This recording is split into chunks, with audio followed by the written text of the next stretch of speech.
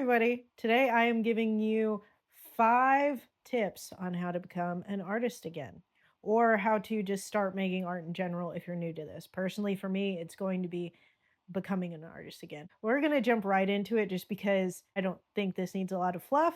So here we go.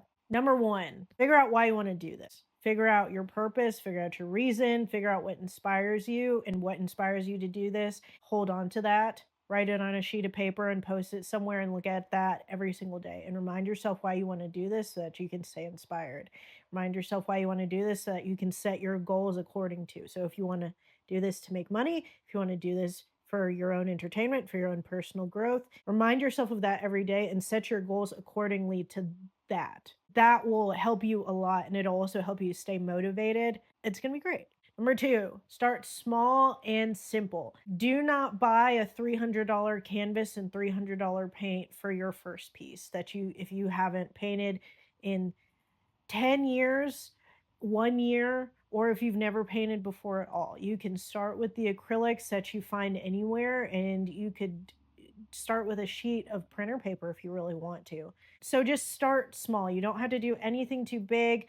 The first piece I did for this channel was a 24 by 36, which back in the day when I was doing this regularly, I never did anything smaller than that, but I definitely jumped the gun way too quick for this first one. It was way too much. I didn't need to do that. I just needed to start small. And today we're doing a little still life of an apple on a sketchbook that I think I got at a gas station or like a Walmart, and using just a number 2 pencil that you can find anywhere. That's really all you're going to need. Number 3, set a loose routine. Anytime that I try to start anything new, I always kind of follow this. It is that there is 168 hours in a week.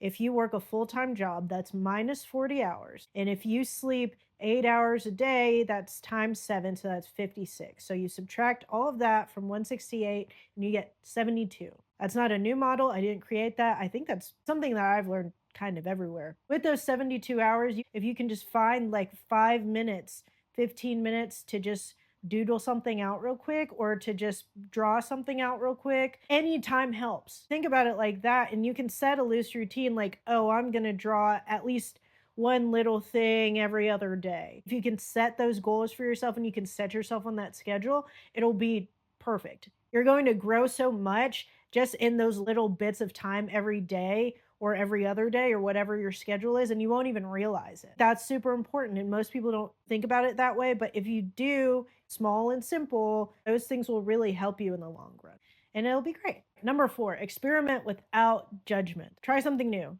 I primarily was an acrylic painter and a pencil artist for a really long time. I really didn't do much else aside from that.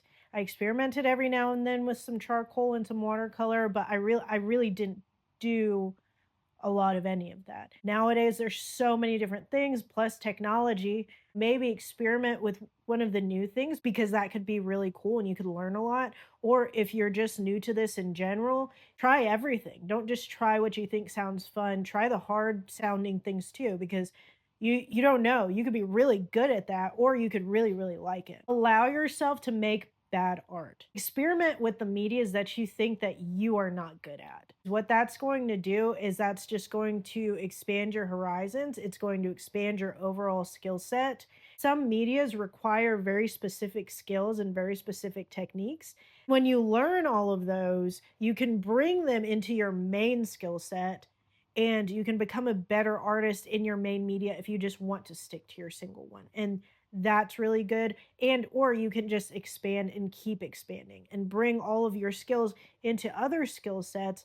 And like, how fun is that? Because then you're doing all kinds of art and you're just this multi-talented, multifaceted artist, and that is fantastic. I admire those people so much. All right, and tip number 5. So share, reflect, and evolve. So what you're going to do, what I hope you do, is share. Send other people your art, your friends, your family. They don't have to be art critics, but just get their thoughts and opinions. And if you can find an art critic or an art teacher, that's even better, because then they can critique your technique and then you can grow all the way across the board. So reflect. Take note of anything in your piece that you think you did poorly on, you think you struggled with, but also the things you think you did great on and the things that you think you are doing like perfectly. What that will do is that will really help you to understand what you need to grow with, what techniques you need to practice, what you need to try more, what you need to try less,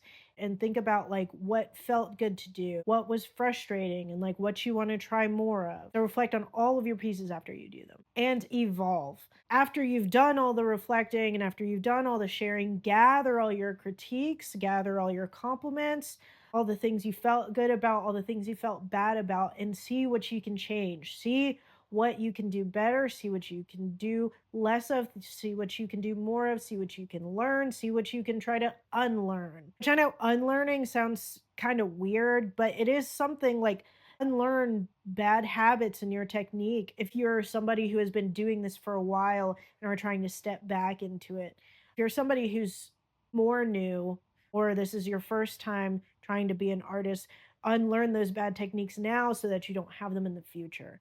So, evolve with your art, evolve with yourself. Art is such a fun learning process, and there are so many different medias that you can go into, and there are so many skills that you can learn, and so many skills that you can combine and that you can put all into one piece. And it's so much fun, and you don't have to just be one thing, you can be multiple things at the same time.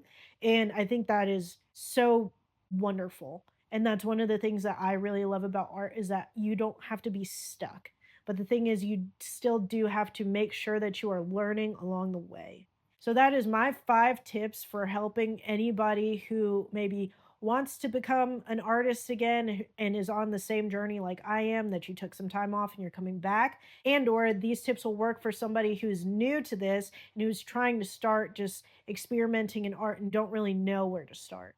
I hope this helped somebody out. And if it did, like and subscribe and follow me on this journey of becoming an artist again and share your art with me. I would love to see some of it. I love looking at art. I always have an appreciation for all and every art that somebody puts their effort into. And yeah, I will see you guys in the next one, okay? Bye.